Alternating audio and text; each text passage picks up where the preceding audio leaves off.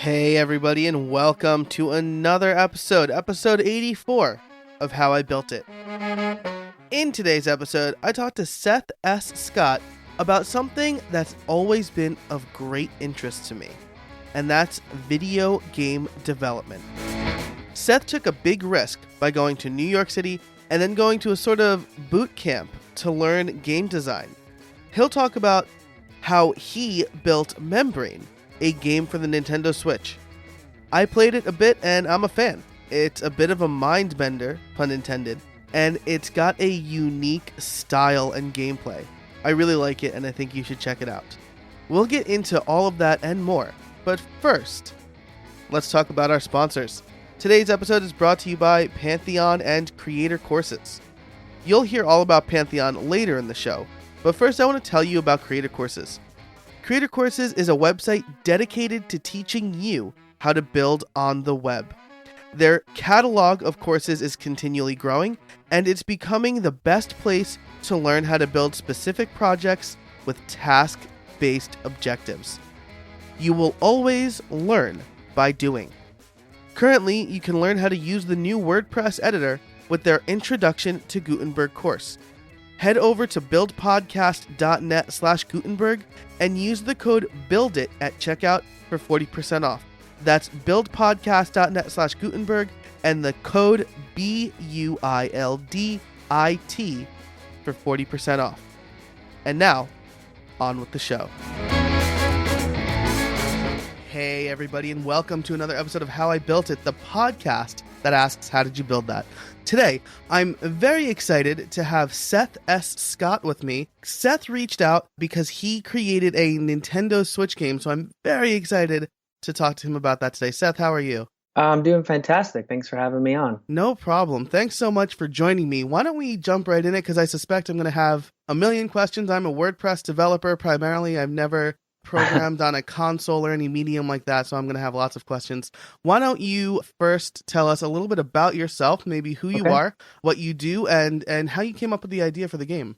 Yeah, so I guess I am a game developer now, game designer currently, just released this game Membrane, and I grew up in a creative family. My dad was an artist and my mom was a musician, and I kind of grew up doing a lot of art, but also playing a lot of games and video games and sports and stuff like that. And, games were always a part of my life. And it was something that I always did for pleasure, but also was something that I wanted to kind of try and create or come up with stuff on my own as well. And I became, after undergrad, I became an educator and a teacher for a handful of years. It was something working with kids in various formats, whether it was summer camps or before and after school programs, things like that.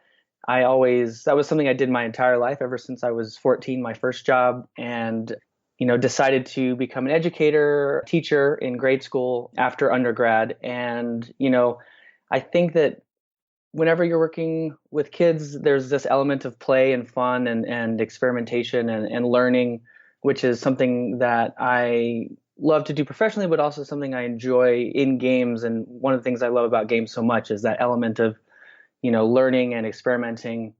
And that ultimately, kind of after teaching, I heard about this grad program that I just completed last year for game design. And when I saw it and heard about it, the main thing that drew me to it was their approach, which was different from a lot of schools where it's more of a computer science or programming approach to games.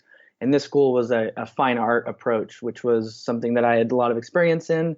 And my wife and I, who's the other half of my team, we kind of put all of our eggs in this one basket and decided to, make this trip and uproot our lives from New Mexico to come to New York and go all in on this program and, making games. And ultimately that led us to Membrane, which started as my thesis and then something that we finished after school was done.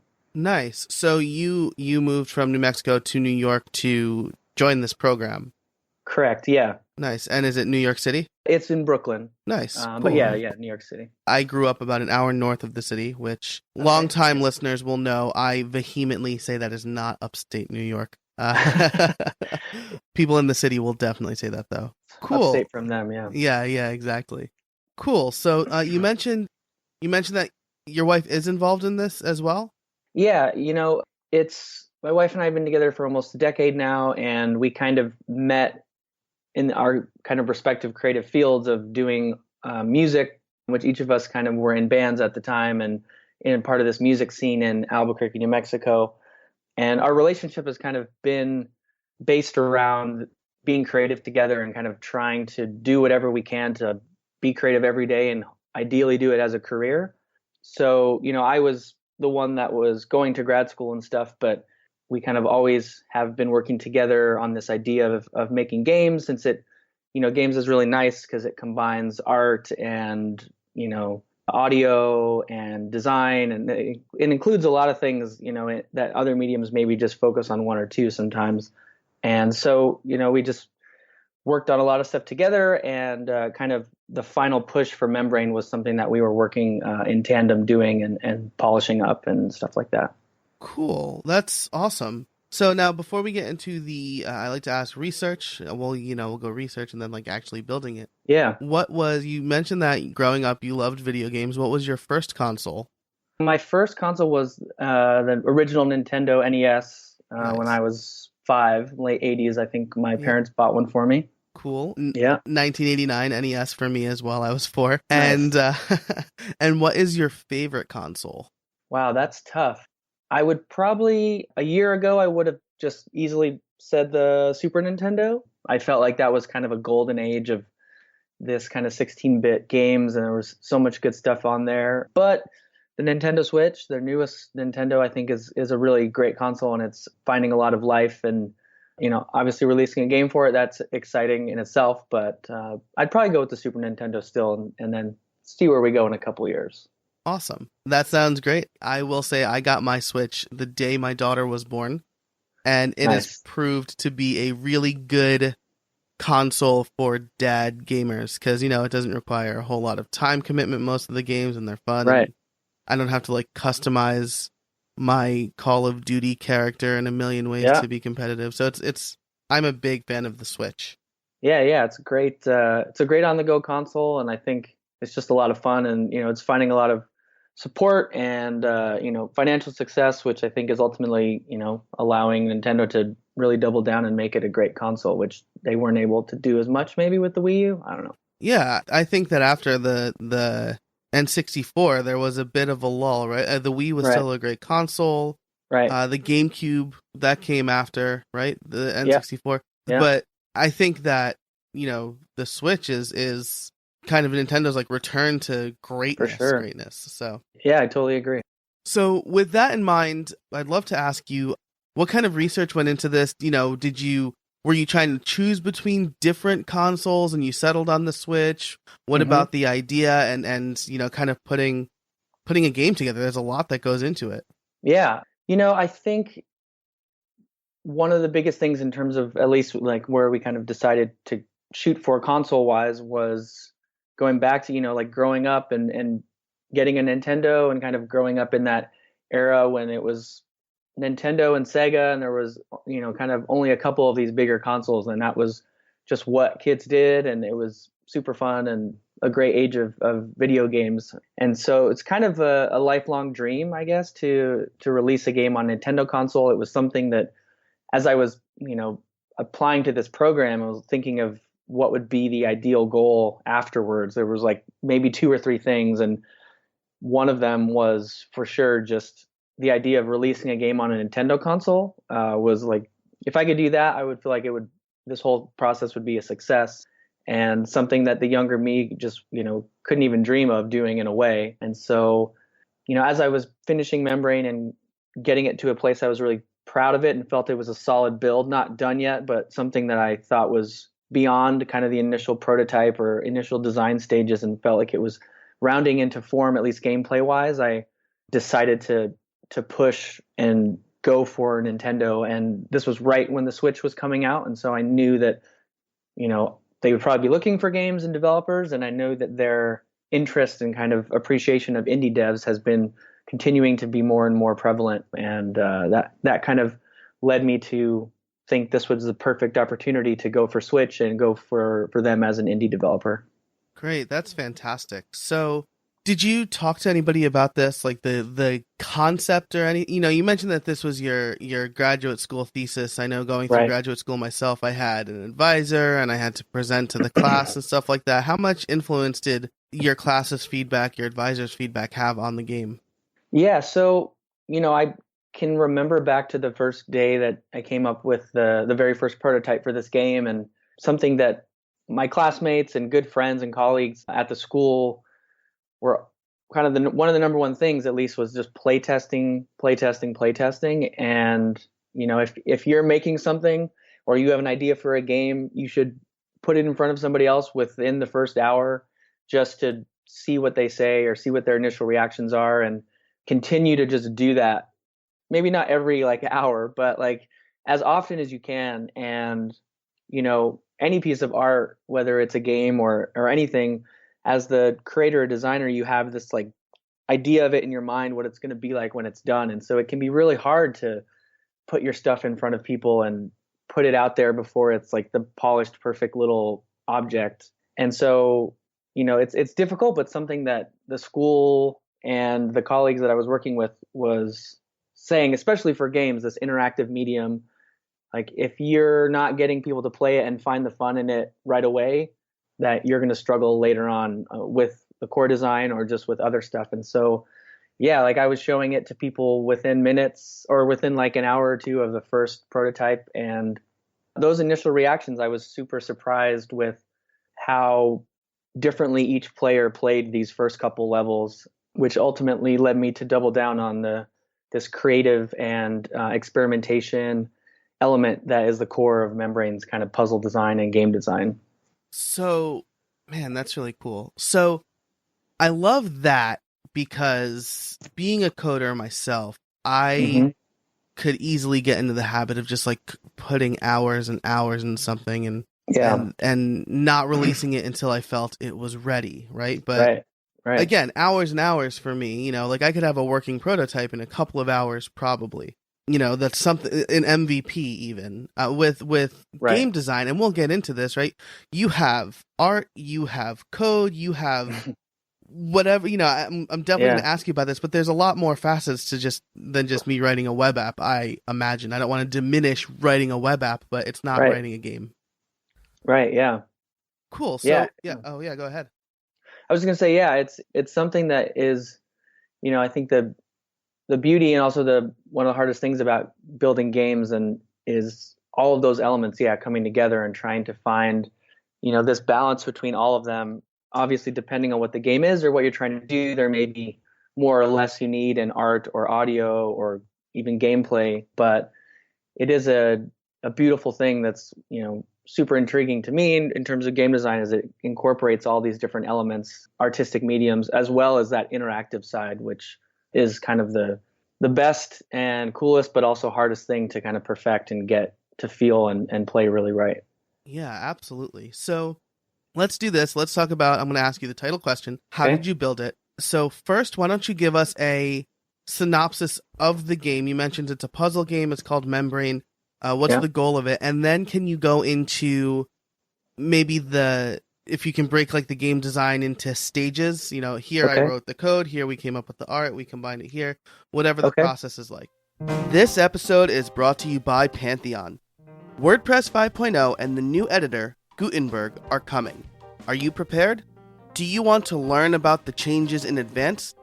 Pantheon has gathered resources to help you prepare, including webinars and tutorials. Pantheon has also made it easy and free for you to try Gutenberg with your site before the official launch. That's right, you can get a free account by heading over to pantheon.io/Gutenberg. Let them know that How I Built It sent you. And now, back to the show. Sure. Yeah. So, yeah, Membrane is a creative action puzzle game where you get to build, bend, and break the world around you while experimenting to create your own solutions to the puzzles of the game.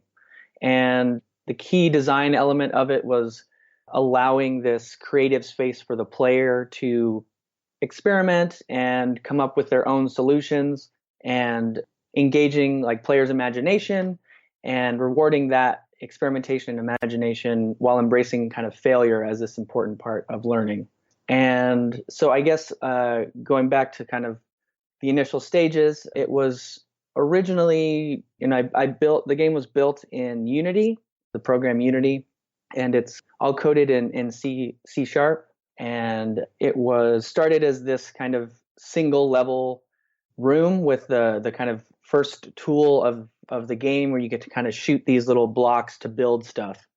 And that was the very first like initial prototype, just putting players in a blank space and allowing them to build and seeing if that was fun in and of itself. Which, like I was saying earlier, I showed it to a handful of colleagues, and it was great to see how different people built and interacted with just that single space, one screen. And that seemed exciting enough for me to move on to the next phase, which was to curate and design like 4 to 5 levels that each one had, instead of being a blank space, it had some kind of puzzle aspect to it. So then that was my focus for the next little bit, was to build these puzzle rooms and kind of see how people played with those, if it was more or less fun than the single room, and kind of going from there. And at this point, I still hadn't worked on audio or ton of detail in the art. This was kind of where I decided on this simple color palette for the game, which is a little more expanded upon in the final game now, but it's still pretty simple in terms of using only a couple colors, because I wanted to design a space that was easily scannable for the player as like they first stumble and see the room. They're not confused like what they can interact with and what they can. I wanted players to be thinking about how to solve this stuff and not thinking about like what even is going on here and what can I do. So that was kind of within these first levels where that color palette started to kind of turn into what it is now. And so after that, I continued to, those first 4 rooms went over pretty well, and they were working together and players were enjoying them. And so I continued to just design levels and figure out what other stuff I could put in this game and what other environmental contraptions or interactions I could make for players to play with and learn about.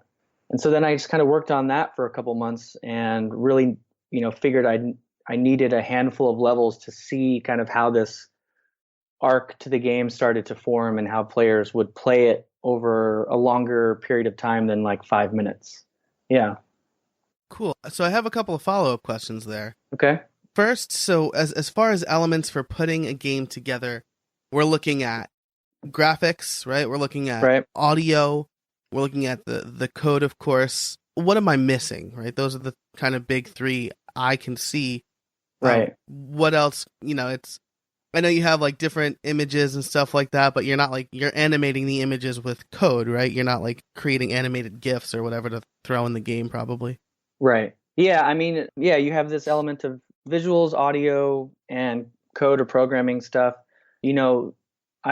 Using Unity, like I said earlier, there's a lot of tools within that to do animations or to do, lots of different stuff, whether it's UI or how, just the general game flow is, how, scenes interact with each other, how the audio works, how the animations work, all that type of stuff, which it's a great tool to use for that. And I think it's very, besides it being widely used and there's lots of documentation, you can use it and then like export your projects to multiple platforms, which is kind of one of the best things about it in a way, where it's, you're not just making this and it can only be playable on this. It's, you have the ability to kind of release in multiple outlets, which is very nice.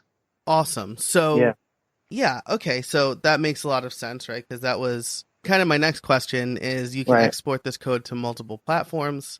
Mm-hmm. How do you test that? Can you test it on your development machine, and then once you feel it's ready to kind of export to the Switch, you do that? Or is there some other testing environment that you set up? Yeah. So, one of I guess the basic things, like if you just go download Unity and start working on something, you can export it straight to an executable or a build that you can play on whatever PC or Mac you're using to use Unity. And, that is a quick way to build prototypes quickly and then export them. I mean, obviously you can play them within Unity itself, but Sometimes you need to build it out Hmm. to test certain things. But I have done some mobile game development as well, and you can hook up mobile devices, iPads or phones or Androids, stuff like that, directly to the computer and then test those within Unity as well, which is really nice. And then obviously, if you're going a step further and developing for consoles and hardware specific stuff like Nintendo or Sony, other consoles, Xbox, stuff like that, you can get specific tools and stuff, that are specifically just used for that hardware to be able to test or implement certain elements to make sure it runs on those consoles or devices. Gotcha. So you don't, do you necessarily need, you should probably have the console, but do you necessarily need the console to test? Yeah, I mean, you don't, like I was, once I kind of got this, once everything was settled with Nintendo and we knew we were going to be developing for the Switch, I was able to get access to tools, obviously, to make sure it ran on their hardware and stuff like that. But, I still did a lot of just the development to finish the game within Unity itself outside of those tools. And then, once I knew that the game was pretty solid, then I could work to make sure it specifically worked and interacted with Nintendo stuff. And part of that was my own, I guess, mindset in terms of like, hey, I might want to release this on Xbox or Sony in the future or on Steam. And so, I don't want to finish the last 30% of the game specific to one piece of hardware. And so I was, working with the game within Unity to make sure it's like design and feature complete for the most part, and then taking it a step further for each kind of individual branch off of that if I wanted to make it work for this or that or, stuff like that, which I think is a good, practice. You obviously don't want to, if possible, design something that's only going to be able to be used on one outlet, and you're kind of limiting yourself from the forefront, which is, can be good or can be bad, depending. Yeah, absolutely. So that was testing. We talked a little bit about development. Yeah. I know if I have a side project that I want to code up, I'm very inclined to just jump in a code editor and start laying down code. Right. I suspect a good software project, right? Like I shouldn't do that for Mm-hmm. my side project. I should plan out a little more, but I suspect for a game, you're going to want to Mm-hmm. plan that out a little bit more. Is that right? Yeah. I think that, prototyping and quick kind of iteration on ideas or designs is probably one of the most fun things Mm-hmm. to do in game design. Just like, oh, I have this random idea about making a game about blah or this, and then like jumping in to Unity or into any other program or any other kind of way that you can make something, and just spending a couple hours and like throwing it together. It might not be the prettiest code or might not be the best art assets, and just like seeing if that's fun. And that's the best thing to do. It's the most fun because you're not just like stuck on this one project and kind of focusing on this one thing and making it perfect. So, sometimes I think there's benefits to creating. One thing that a lot of us and colleagues at the school would do is kind of create these scripts and these kind of packets of things that we knew could be used in multiple formats. So like, hey, this is a player controller script and I can write this and then I can use it for quick prototyping, and I don't have to like rewrite this code over and over every time.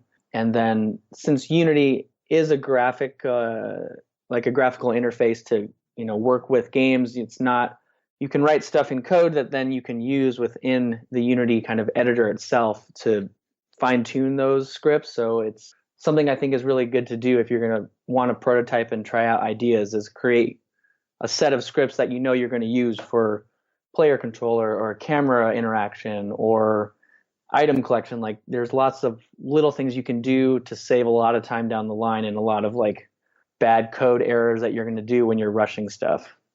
Absolutely. So these tools kind of let you fail fast is something I heard recently, right? You Yeah, have an idea, you want to put it to the test, and then the sooner you find out if it's not viable, the less time that you waste, right? exactly. Yeah. Failing fast and finding the fun.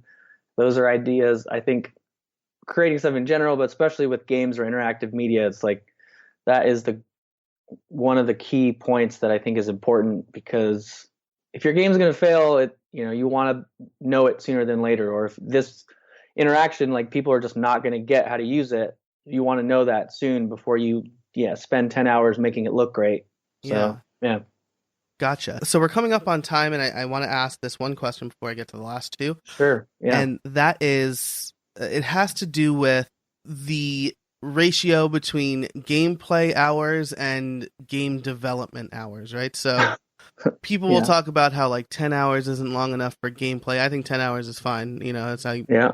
play it quickly and I feel good for completing it. But Right. I'm also playing Super Mario Odyssey right now. I've had to have sunk hundreds of hours into that game, and I'm like not even Right. remotely close. Yeah. So with your game, you know, about how many hours of gameplay are there versus how many hours you spent developing it, roughly? Right. Yeah, this was something I've been talking about with a couple different people, both just friends and also some other people I've been talking to online. And the idea of games having, this a lot of their worth based on hour count is something that is obviously it's prevalent in the gaming industry right now. And some people are like, oh yeah, if, games aren't this long, it's not worth $60. If games are this short, it should only be $10. And I think a lot of, maybe not just all big like AAA game companies, but a lot of games nowadays are being designed around this idea. They're just going to make the game like endless and have all this weird content and these things and like impossible collectibles, because it's a developer being like, there's no way that players can complain about the game length because this is, so there's no way they can say it's not worth $60 because I have 1,000 pieces of paper you got to find in our world or something like that. Right. You want a lot of hours of gameplay, I'll show you a lot of hours of Yeah, gameplay. I'm going to show you so many hours of gameplay that you're never going to beat our game. Right. And something that even just let alone as a designer or gameplay designer, like as a fan of games and whatever, I'm like kind of just against that. And I don't, like I like a game like Breath of the Wild or Mario Odyssey where there's lots of content and things to explore. But I also love beating a game and being like, this was fantastic experience and I can move on from it and go play something else. And I find myself, especially getting older and having, harder time playing games, like it's something that I don't get to do as often. And I think there's something satisfying about, beating a game or finishing a book or finishing a TV series or something and being able to appreciate it and see its full complete form and move on from it. And something I wanted to do with Membrane specifically was create, this experience that's like a nice little bookended thing that had a beginning and an end and wasn't going to be something that, players were going to be lost in and hopefully they could beat and complete. And so, yeah, the game, there is this element of creative puzzle solving in the game. So like sometimes the player, like hour count can vary from player to player pretty well, but it seems like it's somewhere between like 7 to 12 hours, something like that, depending on kind of if you want to go for everything, get all like the little collectibles in each level, it could be a little longer. But yeah, in terms of development hours, I don't even know. I was talking to somebody about this and I was like, man, I wish I had some way to keep track like your video game consoles. Like you play this game for 98 hours. I wish that I had somehow I kept track of this, but it seems like, yeah, working on it full time, at least 40 hours a week for a year and probably way more than that. Wow. I don't know, hundreds or maybe thousands. That's like kind of depressing, but it's like definitely a lot of time. Yeah. It's like ridiculous if you compare the two, but yeah. Wow. Yeah, I mean, that's wild. I mean, obviously you learned stuff that you can now take and put towards new games that probably won't take you as long, but it's just interesting to see that, right? It's it reminds me of this Parks and Rec episode. Do you ever watch Parks and Rec? Oh yeah, love it. So so Ben, when he gets laid off, he makes like this claymation thing that's like 2 frames. Yeah. He shows it to them and then it's like literally 4 seconds or something. Yeah, right. He's like, I thought this was so much longer.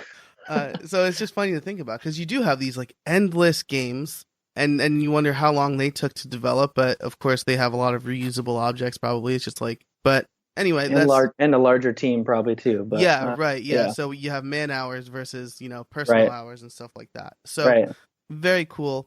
I will say to your point about you like completing a game. There's nothing I love more than completing a game. It would be like if I finished reading a book and I closed the cover and then all of a sudden the cover like opened again and there was like more book to read. I'm like, no, I just finished you. Right. So, Yeah.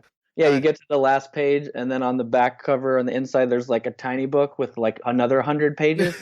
yeah, Dang it! I thought I finished this book. Right. Well, now I gotta read this now. So, yeah, yeah. Awesome. Well, I've had a great time talking to you today, Seth. I want to ask you my favorite question, which is, do you have any trade secrets for us? Any trade secrets? That's a good question.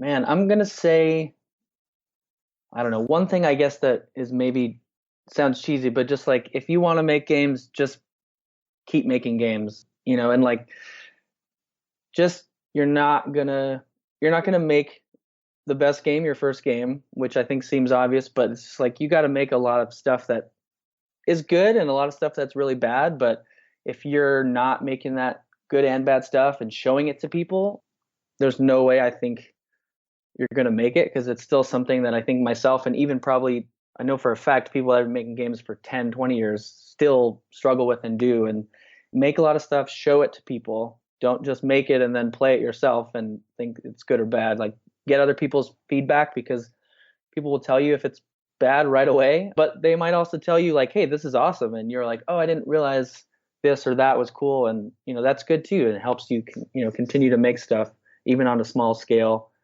Also, kind of in regards to that, is like, try and make weird, cool ideas that you have, and don't be like, oh, well, this is something, but it's not a stereotypical puzzle platformer, so nobody would play it. Like, a lot of the best games come out of that, so just keep making weird stuff. I want to do a shooter, but it's not a World War II shooter, so I shouldn't make it, Right, exactly, yeah. Like, no, just make whatever game you want to play, and if you have an idea, run with it, and, see where it goes. Sweet. That's great advice. That reminds me of advice that my track coach, I was on the field part. I'm clearly, you can see me. I'm not a runner. I was on the field part, and he said, nice. With shot put, he was like, if you want to throw far, you got to throw far. If you want to run fast, you got to run fast. Yeah. It's good. If you want to do something, do it and fail and then win and very cool. So where can people find you, and where can people get Membrane? So Membrane is available right now on the Nintendo Switch. It's $9.99, $10, and it's currently, the Switch is not region locked, but it's currently available in North America, and we're in the final stages right now of releasing it in Europe and Australia later this month.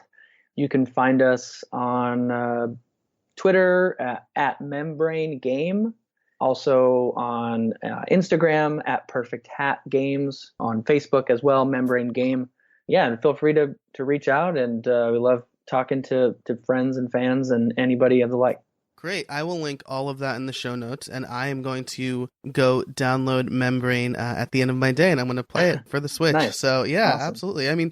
I kind of have to, right? I'm talking to the game developer. I got to give the game a shot. So, and it sounds like it's right up my alley, so I'm very excited to give it a try. Seth S. Scott, thanks so much for joining me today. I really appreciate it. Thanks, Joe. It's been a pleasure. I appreciate it. What a fantastic story. I wish Seth all the best. I would strongly encourage you to check out Membrane if you have a Nintendo Switch. It's a fun and unique game. And thanks to our sponsors, Pantheon and Creator Courses. Definitely check them out. Both are teaching you all about Gutenberg and WordPress 5.0. For all of the show notes, head over to howibuilt.it/84. If you like the show, head over to Apple Podcast and leave us a rating and a review. It helps people discover us. You can also join the Facebook community over at howibuilt.it/Facebook. I want to build a strong community for this podcast, and Facebook is the place to do it. Thanks for joining me, and until next time, get out there and build something.